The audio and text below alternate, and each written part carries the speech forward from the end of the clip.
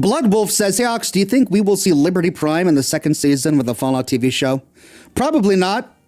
Liberty Prime is too epic of a thing to put too early in the series. I mean, I could be completely wrong, so what do I know? But I think that if we ever do see Liberty Prime, they're going to have to really evolve the Brotherhood of Steel as a faction, and there's going to have to be a real reason for Liberty Prime to emerge. The logistics of it are really tricky, because if the Brotherhood ending is canonical, then Liberty Prime is already created, and the Brotherhood would then have to disassemble Liberty Prime and store all of the pieces and ship it across to the West Coast, which they've already done once, so...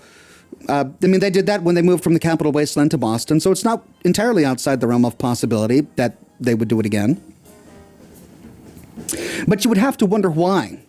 Is there knowledge that cold fusion has been discovered reason enough for Maxon to pack up everything and leave the Commonwealth?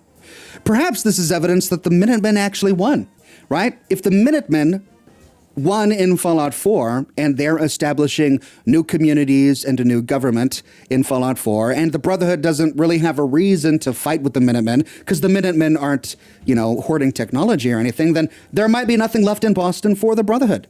So instead of going back into the Capital Wastelands, which they already control, and since the Minutemen, who is their ally, is taking over Boston, I suppose that would give them a reason to move west, right? Something new came up. A brand new piece of technology, cold fusion on the West Coast. Perhaps that's reason enough for Maxon to want to leave.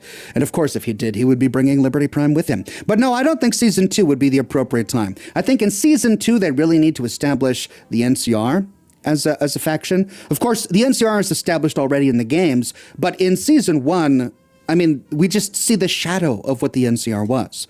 We need to see the NCR really established as a government, as an army, as a force to be reckoned with on the West Coast before they can crescendo into conflict. Because it's going to be likely that if there is conflict, it's going to be between the NCR and the Enclave and the Brotherhood. Like, those are going to be the three major puzzle pieces that are going to be at war with each other. Will it eventually turn into an alliance between the Brotherhood and the NCR against the Enclave? Who knows what they're planning? Will the Enclave continue to be a shadowy governmental organization that just works in the background, or do they actually have boots on the ground with Hellfire power armor and vertibirds like they did in Fallout 2? Again, who knows? It's really interesting to see what they're going to be exploring in Season 2. But if they do use Liberty Prime, I think they'll probably use it after they've spent Season 2 establishing the NCR as a faction, after they've spent Season 3 really fleshing out the Brotherhood of Steel as a faction, after they've spent Season 4 making sure that we understand the Enclave as a faction, before we finally get the ultimate battle with Liberty Prime.